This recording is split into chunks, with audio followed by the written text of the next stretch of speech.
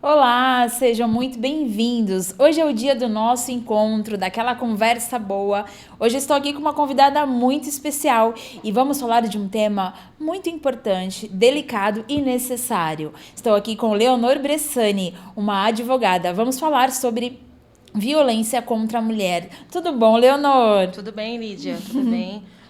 Olá, pessoal de casa, né? Gostaria de agradecer primeiramente a oportunidade de você abrir seu espaço para falar de um tema tão interessante e tão importante nos dias atuais. Sim. Então, desde já agradeço a oportunidade. Eu que agradeço.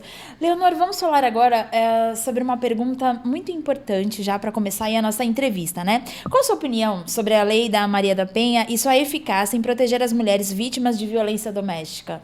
Então, Lídia, a Lei Maria da Penha, ela é importante, né, trazer um pouquinho a contextualização dela, porque ela é uma lei criada, né, de uma história real, né, que a vítima era a Maria da Penha, no ano de 2006.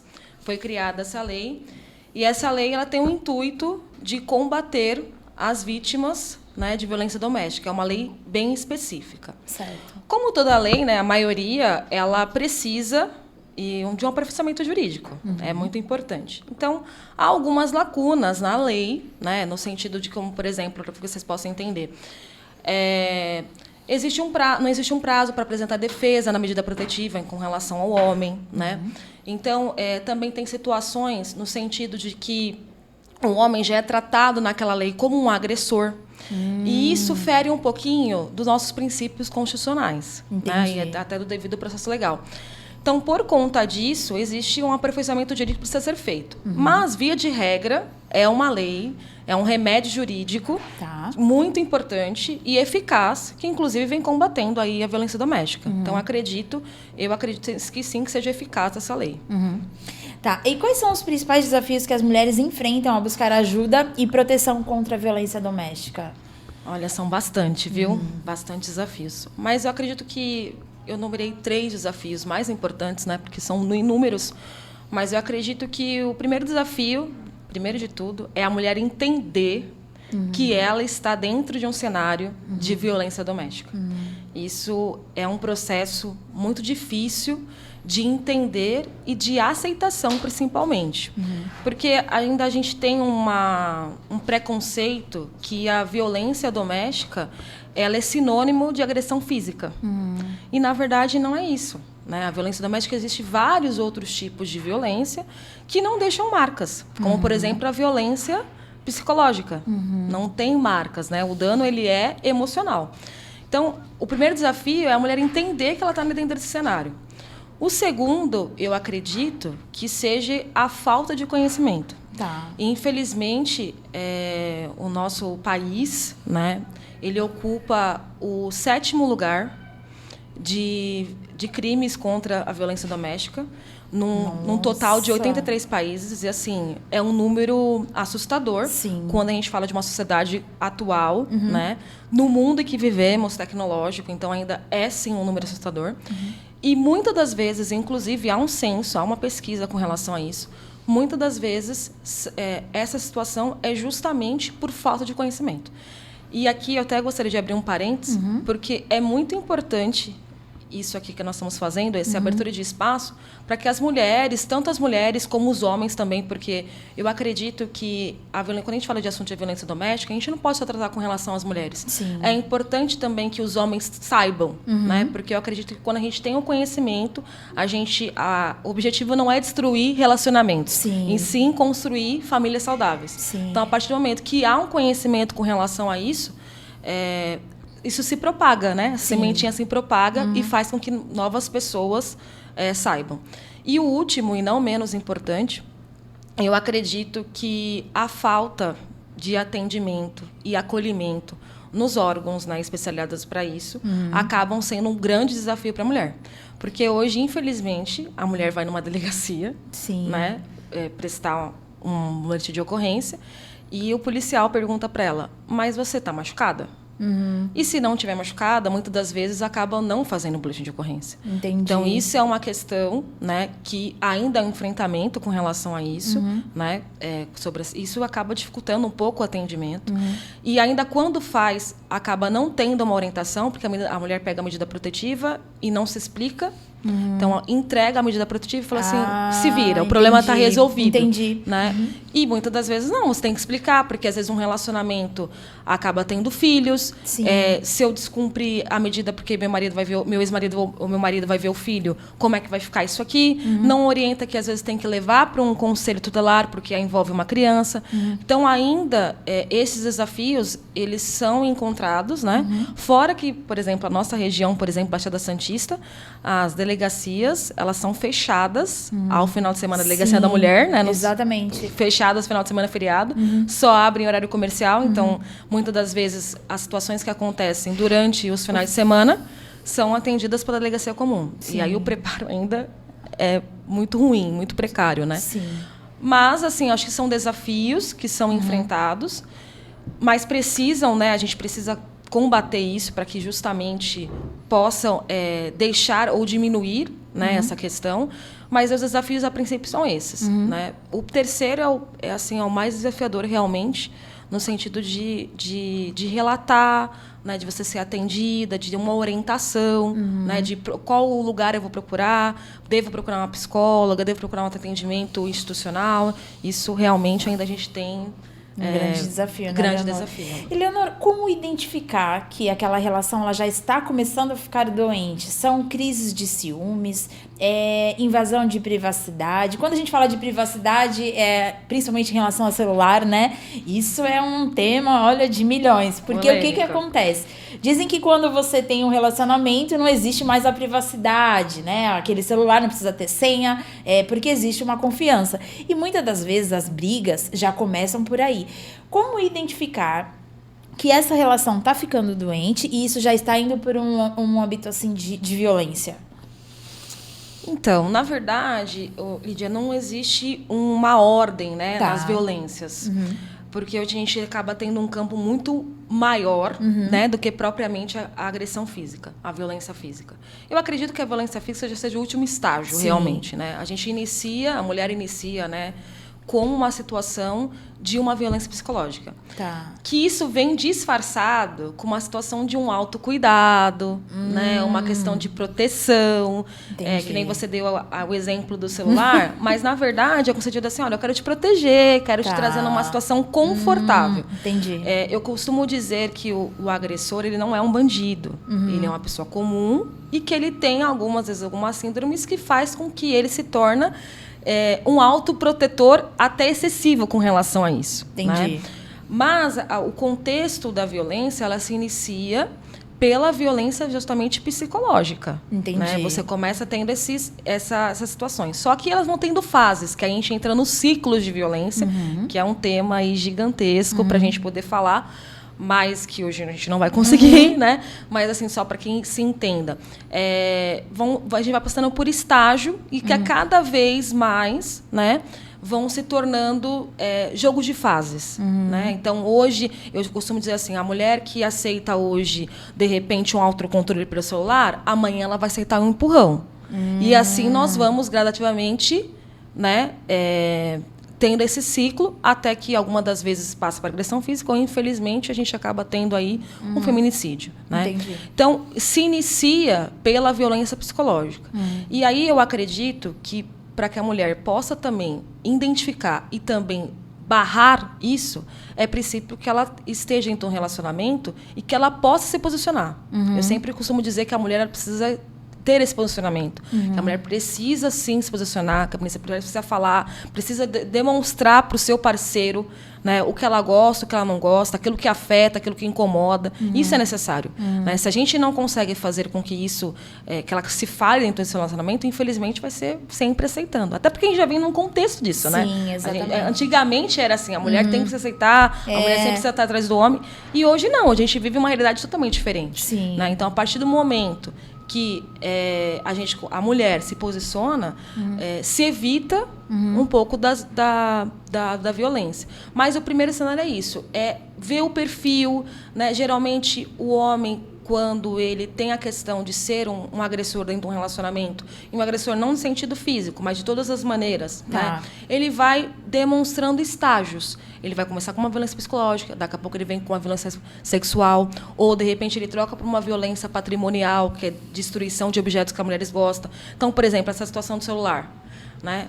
Você então não vai agregar aquilo que eu quero, no sentido de que eu não quero dessa forma. Ele vai lá, quebra o celular dela. Né? Então, já demonstra, já você consegue perceber, pela atitude mesmo, né, que já está dentro de um cenário.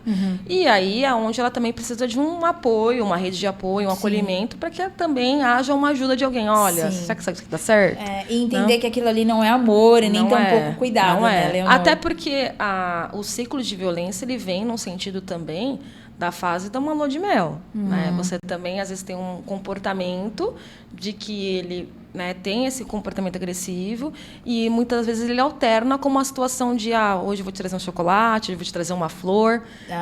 E aí volta, isso passa por um período e depois volta novamente. Sim. Então, na verdade... a mulher, justamente esse é difícil de identificar, porque a mulher fala assim, não, aí ele vai mudar, ele, né, ele tá assim, mas ele vai trazer uma situação, vai mudar, né? E a mulher tem muita esperança disso, porque a mulher sempre espera o príncipe encantado, né? Vamos falar a verdade.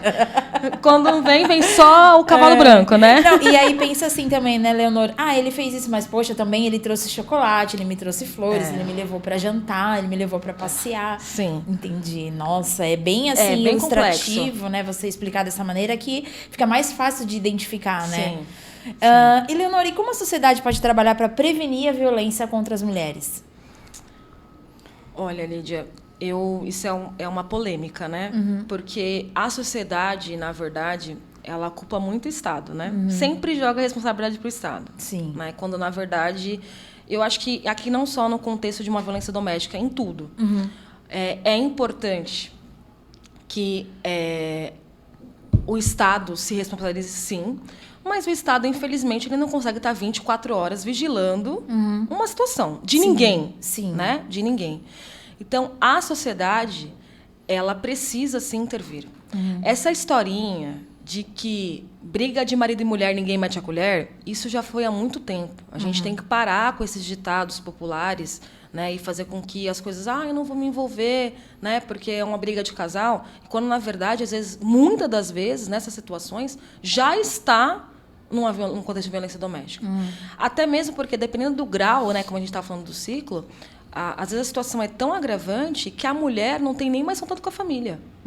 Né? E quando tem, é tão mínimo que ela não consegue se abrir. Sim. Então, qual que é o papel da sociedade nesse momento? É acolher.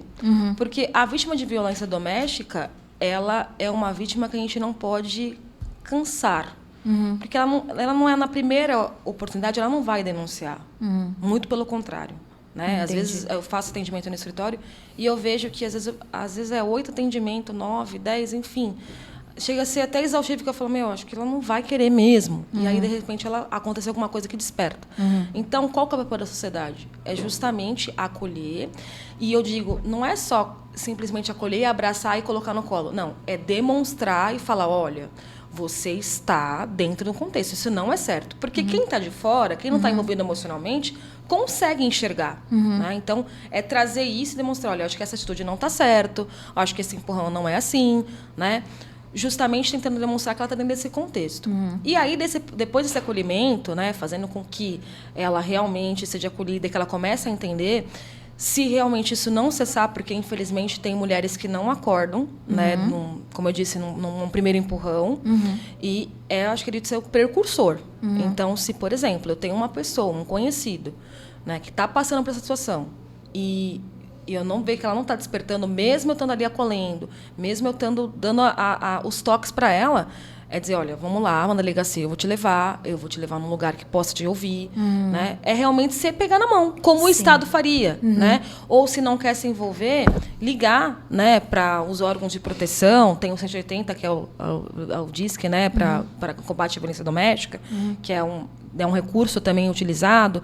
Aqui na nossa região, a gente tem muito mais do que a Polícia Militar. A gente tem a Guarda Municipal, que tem um ponto específico, né, que é a Patrulha Lei Maria da Penha, que são mulheres, né, guardas municipais mulheres, que costumam fazer esse atendimento. Então, assim, de alguma maneira, proteger essa mulher, acolher, proteger, mas também ser um precursor. Eu acho que isso é importante. Não adianta a gente ficar também falando, ai, poxa, o Estado não faz, mas você faz seu papel. Sim. Então, acho que isso é importante, sim. Então, é realmente procurar ajuda, né, Leonor, para poder ter o amparo, né, e conseguir reconstruir a vida, que a mente da mulher, depois que ela sofre uma relação, né, ela cria vários bloqueios. Muitas não conseguem, né, se reconstruir, entram numa depressão profunda, né, e até acabam fazendo coisas com a própria vida. É lamentável, né? Como faz para uma mulher que depois que sofreu, né, uma violência assim, se reconstruir? Por onde recomeçar, né? Às vezes o agressor ou foi morto ou foi preso. Como ela deve fazer, Leonor? Porque a cabeça dessa pessoa está totalmente perdida, né? Totalmente, totalmente. E eu digo assim, que o recomeçar, o reconstruir é mais difícil do que você construir, né? Assim, pela experiência, né, em atendimentos, a divulgação que a gente faz desse trabalho, né, com relação à violência doméstica, a gente percebe que, às vezes, tem mulheres que são tão dependentes, se tornaram tão dependentes, que elas não conseguem ir ao mercado sozinha. Às vezes, no sentido de tomar um café sozinha, né? Porque aquilo depende muito do ciclo de violência que se foi, né?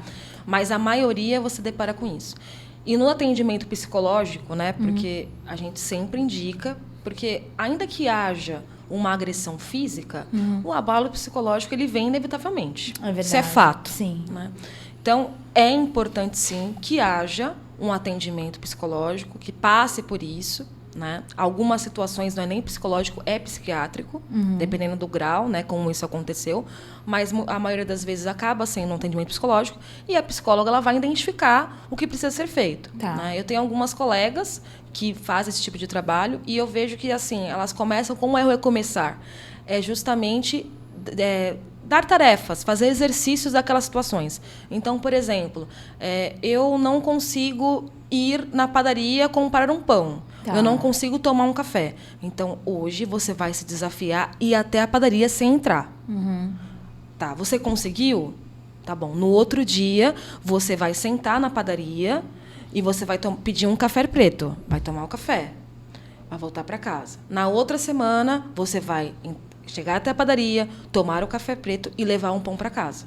São rotinas bestas, mas que fazem toda a diferença, né, dentro desse contexto. A gente acha que é insignificativo, mas é muito... Sim, é um grande avanço para quem não conseguia, né, Leonor? Exatamente, é um grande avanço. E assim depende. Às vezes, de repente, tem exercício do tipo do treinar, né, fazer um exercício físico, ocupar sua mente de alguma outra maneira. E aí, com esse tipo de situações, vão que a pessoa vai se reconstruindo a sua vida. Entendi. Não é um processo fácil, não é um processo rápido.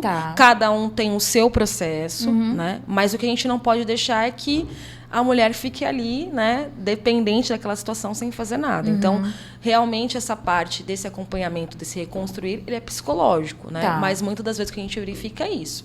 É esse degrauzinho por degrauzinho. Um dia de cada, um dia de cada vez. E acaba se reconstruindo. Tem várias pessoas que passaram por isso e hoje tem uma outra vida, né? Aí depende também, às vezes tem filhos, né? E assim vai indo. Cada caso é um caso, mas assim, sempre é possível recomeçar. Sempre é possível. Um dia de cada, né, Sempre Leonor? é possível. Entendi. Leonor, em relação aos homens, porque mesmo que isso não é falado, existe também violência contra os homens. Como é que funciona esse cenário? O que é considerado, às vezes, também não é uma agressão física, mas começa o quê? Com jogar objeto, com a tortura psicológica? Como é que funciona? O que é identificado a violência contra os homens?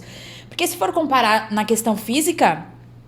A menos que seja uma lutadora, ela vai conseguir domar o cara. Caso contrário, não, porque a força do homem é maior, né? Sim. Como identificar?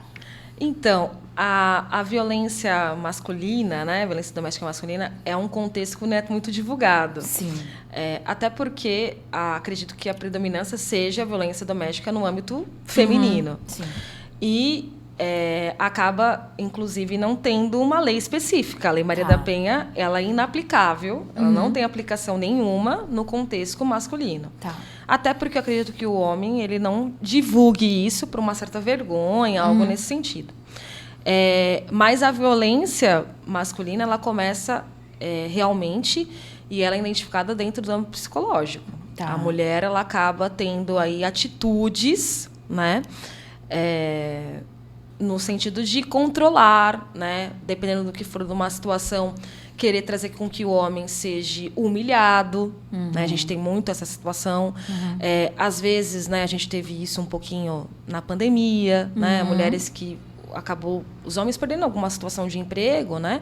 E isso ficou dentro de casa. Sim. E aí a gente vê que as mulheres acabavam, como ele não era mais o provedor, né? E aí passou a ter motivos de humilhação, chacota, chantagem. Chantagem também é uma coisa que realmente, para o contexto masculino, vem em peso, né? Você faça isso, você não vai ter aquilo, né? Então, isso é realmente que acontece. Física, como você mesmo disse, é muito... assim, existe, tá? Não vou dizer que não existe. Existe. Mas é muito baixa perto do que das mulheres. Sim. Né? Geralmente, né, em primeiro lugar, é psicológica. Tá. E, por incrível que pareça, em segundo lugar, não com os homens, é sexual. Nossa, Leonor. Temos também esse adendo, né? Tá. É como a física, nesse caso, fosse o último estágio. Tá, né? entendi. Mas, geralmente, né, o que prevalece é a violência psicológica. E aí, o homem ele tem um abalo emocional gigantesco, porque ele não fala, diferente da mulher. Sim. A mulher, por mais que ela fique um pouco retraída, mas depois de um certo tempo, se ela encontrar confiança com alguém, com uma amiga, ela vai desabafar. É verdade. Né? É inerente da mulher. Sim. Agora, o homem, como é que ele vai falar isso? Né? Até porque, Lídia, eu acho que isso é interessante falar. O homem, ele nasceu numa situação... Né? Ele é criado assim, de que ele não pode demonstrar os sentimentos dele. Exatamente. Né? Quando a gente escuta assim, olha, principalmente para as crianças, né? Para os meninos, esse homem não chora. Né? Se você apanhar na escola, você vai apanhar em casa. Então, o homem ele aprendeu que ele tem que resolver na base da força. Sim. Né? Ele não pode demonstrar os sentimentos dele. Se ele demonstrar, ele é taxado como uma outra coisa. Então, como é que ele vai chegar para um amigo e dizer, olha, eu estou sendo vítima de violência? Sim. Aí vai falar para ele, como assim? Né? Não tem como. Então, é muito difícil e o abalo é gigantesco, porque até se identificar, né, acaba tendo aí essa questão do silêncio, né? O amigo, ele se retrai muito nessa questão da violência. E muitos também, né, Leonor, por tanto ficarem calados, quando eles explodem é algo absurdo. Tanto que as pessoas falam assim... lembra de fulano? Teve um surto, não sei. Como assim? Fulano de tal era tão calmo, tão tranquilo. E de repente... Mas é por conta desse excesso, né?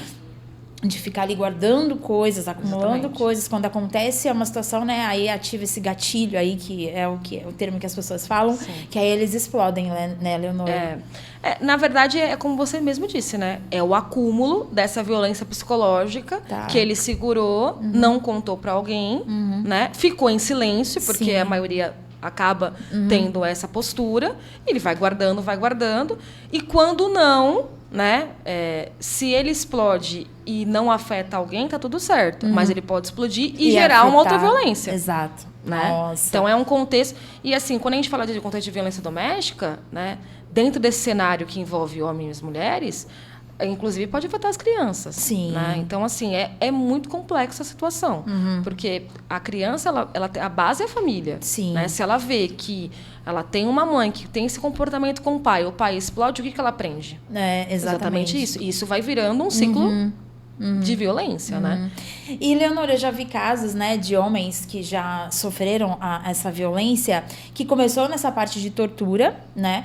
E aí envolviam bens materiais. E para que ele tivesse paz, ele deixou tudo, só para ter paz. Mas mesmo assim, mesmo ele deixando a casa, mesmo ele deixando lá o carro, entregando lá o VR, que seja, né, o alimento ali, a pessoa não deixa esse cara em paz, né? E aí, ele desabafando, né, com uma pessoa com a qual eu conheço, ele dizia assim, eu não aguento mais, eu não sei o que eu vou fazer da minha vida, porque eu já deixei a casa para ela ter paz, para ela me deixar em paz, cumpro com o meu papel. E aí ele se tornou motivo de chacota no meio dos amigos. Sim. Porque assim, isso é se tornar um banana. Entre os caras, as conversas, né? Um homem ter esse comportamento de não se impor, de não se posicionar, fazer com que a mulher, permitir com que a mulher exceda os limites, né?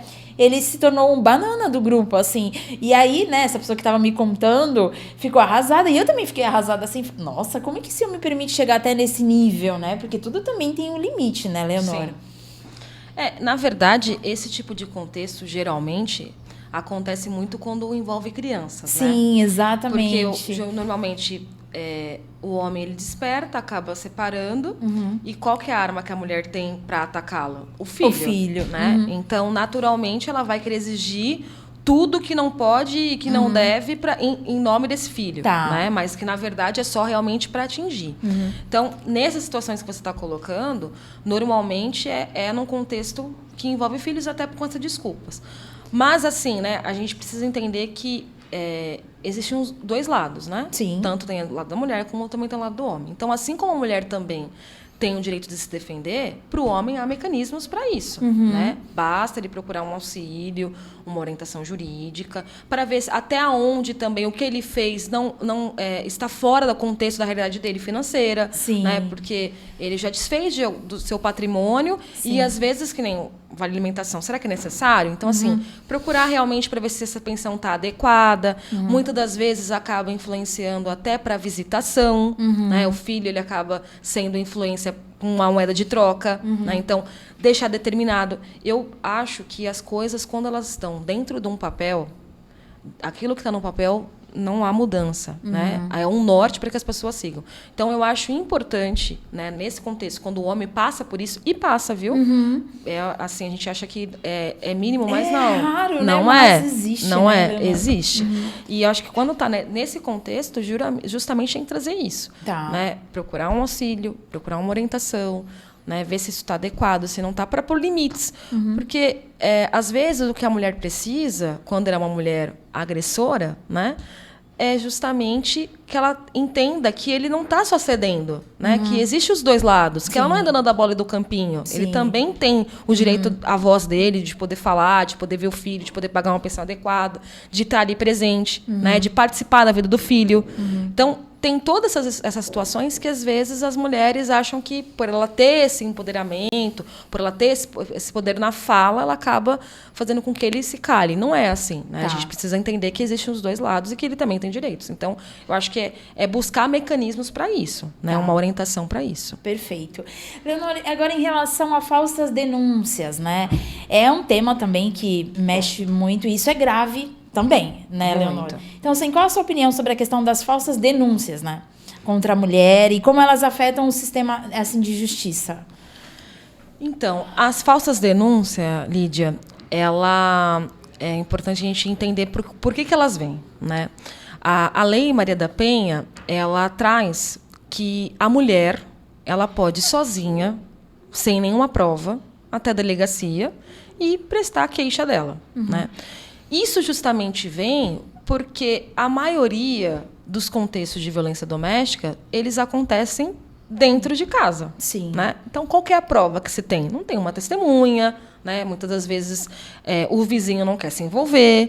Então, esse cenário, né, acontece geralmente entre ela e o marido, o companheiro, né, ou até mesmo o filho, então não se tem prova. E aí, as falsas denúncias, elas surgem justamente por esse aproveitamento, nesse peso dessa fala que a mulher tem, e ela simplesmente acha que ela pode colocar ali, né, coisas a mais. Tá. E aí é onde gera as falsas denúncias. Na minha opinião, né, isso é muito prejudicial. Por dois motivos. Primeiro, porque ela está cometendo um crime. Né? Existe um crime com relação a isso, que é a denunciação caluniosa. Um crime esse, inclusive, que você pode, dependendo do seu contexto criminal, você pode ir preso. Nossa. Né? Então, às vezes, as pessoas elas não têm noção, né, do que elas falam. Elas precisam saber que isso realmente é uma questão de responsabilidade. Não é simplesmente eu chegar e dizer aquilo, né, que não existe e se aproveitar disso. E o outro contexto é que a gente vai cair na situação que a autoridade policial, que muitas das vezes está ali para recepcionar uma pessoa vítima de violência doméstica, ela começa a barrar. Começa a barrar e selecionar. Então, eu, por exemplo, se sou vítima de violência doméstica, chego lá sozinha na delegacia, eu vou ouvir o quê? Mas você está machucada? Mas você não tem machucado, você não foi agredida, então não vou para a boletim de ocorrência. E, às vezes, a violência, como eu disse, não é só a questão física, né? Existem outros cenários de violência. Sim. E, às vezes, que o vizinho não quer se envolver. Porque, às vezes, tem pessoas que escutam, mas não vai se envolver. Como é que eu vou me envolver numa situação de que tem, a princípio, uma agressão rolando, seja de qualquer for, tem até medo, né? Então, isso acaba justamente barrando, fazendo com que as pessoas, às vezes até a autoridade policial precisa de provas, e aquela mulher que não tem como provar. Então, isso é uma situação muito delicada, que a gente precisa realmente, né, prestar atenção. Porque, às vezes, as pessoas fazem a denúncia, as mulheres acham que eu vou colocar aquilo que posso falar e pronto, e esquecem que isso também é um crime. Né? Então, a primeira responsabilização que a gente precisa entender é que as falsas denúncias traz crime, sim. Tá. Né? E tentar, assim, fazer com que aquilo seja verdadeiro, né? Porque é uma responsabilidade. A gente teve um avanço tão grande, né, com uma lei específica, então se aproveitar de uma maneira adequada, Sim. né? Que seja de fato para ter a eficiência, né? Realmente. Não ficar brincando com isso, que é uma coisa tão grave que vai envolver muitas vidas, né, Leonor? Sim. Então, existe a punição para quem faz a falsa denúncia, né? E qual que é o meio de apurar isso? São investigações? Como que funciona isso, Leonor? Então, na verdade, quando a gente fala de uma falsa denúncia, a gente já está dentro de um âmbito processual. Tá. Então, eu já vou entender que existe um processo aí rolando, né? Porque houve uma comunicação no boletim dentro de uma delegacia, através do boletim de ocorrência, isso gera um inquérito policial, vai se encaminhando e aí nós formamos o processo, né? E com o processo, o que acontece, né? A possibilidade do acusado ele se defender. Tá. E aí ele vai, provavelmente, ou constituir um advogado, ou se não tem como constituir um advogado, ele vai procurar a defensoria pública. Tá. E a maioria das vezes ele vai ter um atendimento onde vai se perguntar, olha, isso aconteceu? Como é que foi? Né? E muitas das vezes acabam tendo provas, ele vai ter uma testemunha, ele vai ter alguém que ouviu que não foi assim que aconteceu. Entendi. Às vezes, as falta-denúncias, quando não há âmbito de prova, elas se identificam pela contrariedade do depoimento da própria vítima. Então, ela realmente fala uma coisa lá na delegacia, quando ela é ouvida em juízo, ela fala outra, ou se ela foi ouvida em algum outro órgão, né, de proteção. Por exemplo, tem uma criança e foi até o conselho tutelar. Lá no conselho você vai ter que passar a versão dos fatos. Então, ela conta uma outra versão, ou se foi ouvida dentro, de repente, de um contexto de um CREAS, que é um Instituto Relativo à Psicoarte Psicológica, também tem outra versão. Então, ela vai se identificando através das versões agivísticas quando não há provas. Agora, quando há provas, né, as provas ali acabam denunciando, né, essa questão. Trazendo a verdade. Exatamente. Né? Leonor, agora um assunto delicado também, né? Essa questão de estupro conjugal, né? Que é um assunto também que vem rolando, né? Vem acontecendo, né? Os noticiários também falam muito sobre isso, né? Assim, qual a sua opinião sobre a criminalização, né, do estupro conjugal?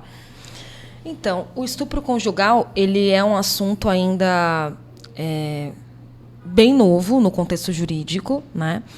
Porque ainda é um pouco estranho se ouvir que dentro de um relacionamento onde de homem e mulher, né, haja uma situação de estupro. Sim. Né? Então, ainda é uma questão que é polêmica, ainda não tem uma definição propriamente jurídica, porque é uma questão nova, mas o que a gente tem até agora é assim, antes, né, essa questão do estupro conjugal, ela está ligada à violência sexual, tá, né? No sentido de violência doméstica, mas no contexto da modalidade sexual. E o que, na verdade, ela quer trazer? Que a mulher, né, ela não é obrigada, né, a ter atos libidinosos ou relações sexuais sem que não haja o consentimento dela. Tá. Então, basicamente, essa é a definição do estupro conjugal. Tá. E aí a gente traz uma diferenciação porque se acredita que quando a gente fala de uma relação matrimonial, um dos deveres é a questão sexual. Sim. Então, a gente precisa diferenciar exatamente isso. Dever e obrigação. Tá. Né? Então, dever realmente existe? Óbvio. Sim. Né? Existe com relação a isso. Mas até onde eu sou obrigada, enquanto mulher, né, a praticar esse dever? Então, aí é que surge o estupro conjugal. Tá. Né? Então, é basicamente isso. Inclusive, eu fiz uma palestra recentemente sobre essa questão dentro de uma empresa com homens, né? E foi um assunto que né, deu um... Mas, enfim, basicamente essa questão. Ele ainda... ele acaba tendo uma agravante, né? É considerado um estupro, como se regra a regra do estupro normal do Código Penal, né? Mas com uma agravante do contexto da violência doméstica, dentro do âmbito doméstico. É muito complicado. Então, assim, novamente é o que eu falo, como evitar, né? Porque a questão, se existe, a gente tem que saber como evitar. Porque eu acredito que, muitas das vezes, isso é uma falta de conhecimento. Porque como você chega para um relacionamento, para uma relação de matrimônio, e diz, olha, ela não tem a obrigação. Mas como assim? Eu casei, né? E não é isso, é diferenciar o dever da obrigação. Então, a mulher precisa se posicionar, olha, eu não gosto disso, aquilo não me satisfaz. E o homem também, é um diálogo, né? Para que haja um consenso e se evite. Né? Então, é justamente isso. Mas, infelizmente, tristemente, acontece, sim, o estupro conjugal, o estupro marital. E, para se identificar, também é complicado, porque a mulher tem também esse contexto de dever. Né? Então, ela acaba aceitando também situações que, normalmente, acabam sendo um contexto de violência. Então, ela até despertar também complexo isso, né? Mas quando desperta, aí vê que realmente estava dentro de um cenário muito complicado, realmente já sem qualquer sentimento, né? É bem complicado. Então, entra aí também na questão psicológica. Tem que ter um apoio, um acompanhamento psicológico com a mulher para entender o que está acontecendo ali dentro daquela relação. Aí, no caso, seria um acompanhamento só da mulher ou com o casal, para identificar e realmente, de fato, confirmar se aconteceu aquilo de fato? Na verdade, se a gente for falar de tratamento psicológico com relação a isso, a gente tem um enfrentamento com relação aos homens procurarem. Sim. Né? Acaba sendo as mulheres. Agora, dentro de um contexto jurídico, se ouve as duas partes, obviamente. O problema é a questão de provas. Entendi. Né? Porque é difícil você provar um estupro conjugal. Né? O âmbito que aconteceu isso. Justamente por conta desse dever conjugal. Sim. Né?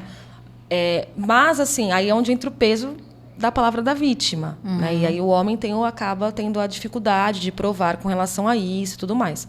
Mas, assim, quando a gente fala de uma violência sexual, psicológica, que acaba envolvendo o contexto psicológico, é importante que a mulher faça um acompanhamento, porque ela vai ter um laudo com relação a isso. Então, vai ter um profissional que vai atestar exatamente, né, se aquela mulher está realmente dentro desse contexto. E aí a gente evita também as falsas denúncias, outro tipo de situações, né, que realmente podem ser evitadas, né? Nossa, Leonor, são assuntos assim muito importantes e necessários, né, para poder orientar e guiar as pessoas e explicar que aquilo é essa situação, aquele assunto é por ali, não é tão aquilo, não, né? Então é muito interessante, né, uma orientação de uma profissional como você para poder orientar as pessoas, né, e esclarecer as coisas, né, Leonor? Sim. Em relação aos homens, né, para finalizar, muitos têm essa dificuldade da fala, né, de poder expor o que sente, o que pensa. Existe esse apoio, esse movimento em relação à proteção às mulheres, né, mas onde o homem também deve ir para procurar uma ajuda caso ele queira, se ele não tem uma rede de apoio? Qual órgão? Existe algum órgão profissional? Não existe? Realmente, assim, procurar um psicólogo, um terapeuta para dar esse apoio para ele? O que ele tem que fazer, Leonor? Órgão especializado, né, como a gente tem com relação à mulher, com relação aos homens, nós não temos, infelizmente. Não conheço nenhum órgão que atenda vítima de violência doméstica no âmbito masculino. Nunca ouvi falar, na verdade. Infelizmente, tristemente até, né? Mas o que supre essa questão é justamente um acompanhamento psicológico e terapêutico. Né? Geralmente, quando o homem ele vai procurar esse tipo de busca, né, relativo a ingressar, até mesmo com um processo para demonstrar isso, né, ele acaba seguindo as regras. Para você ter noção, a gente não tem uma lei específica para isso. Né? Ele vai seguir as regras do Código Penal. Então, aquilo que a mulher praticou, né, ela vai ser enquadrada dentro de um tipo penal, como qualquer outra situação que não fosse no âmbito de violência doméstica. Então, de repente, sei lá, uma agressão, com relação ao homem, né, vai ser enquadrado numa lesão corporal. Aí vai verificar se é uma lesão corporal grave, média, leve, né, e aí a pessoa vai responder dentro do Código Penal essa situação cometida. Tá. Não é uma lei específica, né?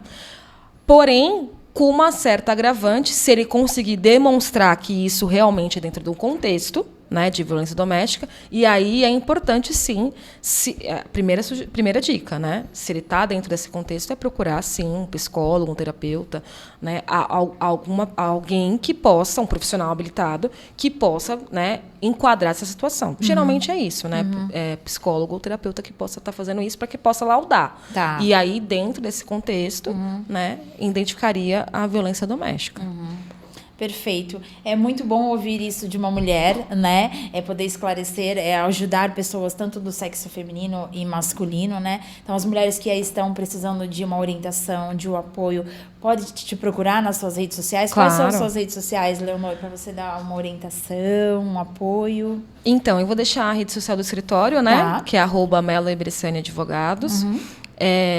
Ali tem todo explicações, né, sobre essa questão, tanto violência doméstica como os demais, né, direitos, porque a violência doméstica, muitas das vezes, ela acarreta outras questões, né, às vezes guarda, alimentos, ou até mesmo o próprio divórcio, né, então é importante que a mulher, tanto a mulher como também o homem, esteja, né, orientados com relação a isso, né. Então, ali a gente fala também sobre essas questões. E estamos à disposição, né, para atender, para acolher. Né, porque eu falo que advogado, antes mesmo de um atendimento jurídico, é um atendimento psicológico. Sim, né? Verdade. Então, estamos ali para essa abertura, né, para que a gente possa identificar, porque às vezes nem tudo é violência doméstica. Né? A gente está num tema de violência doméstica, mas nem tudo é.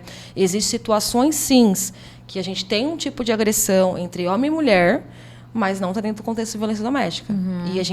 E às vezes acontece ao contrário. O homem também ele é acusado dessa maneira e também não está. Né? A violência doméstica ela tem requisitos para que seja enquadrado. Né? Um deles, realmente, sim, é uma violência contra a mulher, mas precisa ter um ar de dominação. E muitas das vezes, né, quando o homem ele é denunciado dessa maneira, mas não existe. Então, é importante também que tenha, né, sim, essa orientação, esse acompanhamento também jurídico, para que o profissional possa né, identificar e orientar, tanto dos dois lados, como a mulher, né, se ela tiver uma medida protetiva. Primeiro é o seguinte, o contato é zero. Muitas pessoas acham que o contato ele é pessoal. Não, é contato zero. Não falar no telefone, não falar no WhatsApp, não ter contato em rede social. E, às vezes, a gente acaba tendo situações que a mulher, né, ela tem um filho e o homem quer ver o filho. Como é que faz? Né? Então, precisa também ter essa orientação jurídica. Se eu descumprir essa medida, né, eu vou lá levar meu filho, mas eu estou indo levar meu filho. Não, mas você está descumprindo a medida. E para o homem também. Né? O homem acha que ele estando com essa situação, ele não tendo contato pessoal, ele não está descumprindo, ele está descumprindo a medida. Então, é importante isso, porque muitas das vezes a gente acaba tendo situações de remediar porque não houve uma prevenção. Entendi. Então, é importante, sim, sempre procurar um profissional habilitado para isso. Perfeito. Então, você aí, homem que está nos assistindo, que vivenciou momentos desagradáveis, né? Procure aí apoio. E você, mulher, que sofreu aí alguma violência, né? Sinta-se abraçada. É possível recomeçar. Que Deus abençoe você, que te dê força e sabedoria para trilhar um novo caminho. Procure também um amparo da lei, né? Estamos aqui com a nossa querida advogada doutora Leonor. Procure ela nas redes sociais para maiores esclarecimentos. Eu amei nosso momento. Obrigado por sua generosidade em compartilhar tanta informação importante e necessária. Gostaria que você deixasse uma mensagem para as pessoas que estão nos assistindo. Bom, primeiro eu queria agradecer novamente, né, a oportunidade. É um tema muito interessante. E a violência doméstica, ela acaba sendo lembrada no mês de agosto. Eu sempre falo isso, né? Porque a gente tem o Agosto Lilás, que é uma campanha em combate à violência doméstica. Mas ela não acontece só no mês de agosto. Ela acontece todos os dias, de todas as maneiras, de todas as formas. Né? Há uma pesquisa feita pelo governamental que as mulheres, a cada 1 minuto, 8 mulheres sofrem de violência doméstica. Então, assim, é importante que as pessoas busquem o conhecimento, Eu acredito que quando há o conhecimento, de alguma forma, né, busque se inteirar, busque um profissional, tanto um advogado como também um psicólogo, para te orientar, né, com relação a essa questão. Porque, às vezes, né, estando mesmo dentro do contexto de violência doméstica, você consegue trazer um relacionamento saudável. Né? Porque a gente vive ainda requisitos de uma sociedade antiga. Então, é importante, sim, né, que haja esse conhecimento. Então, a mensagem que eu deixaria é isso. Né? Nunca busque de procurar esse conhecimento, saber sobre a violência doméstica, né? A pessoa que realmente está cometendo isso, está passando por isso. Procure uma ajuda, né? Procure alguém que você possa pegar um acolhimento. Então, acho que essa é a mensagem final. Né? Não vamos deixar que isso só seja propagado no mês de agosto. Né? Vamos fazer com que isso seja realmente todos os meses, todos os anos. Muito obrigada, viu, Leonor? Agradeço. Pessoal, eu amei nosso bate-papo, que delícia, né? Quanta informação importante. Nunca desista dos seus sonhos. Desejo aí para você dias incríveis. O ano já está, parece que entrando aí no ritmo de final de ano, né? Mas tem muita coisa boa para acontecer. Até a próxima. Tchau, tchau.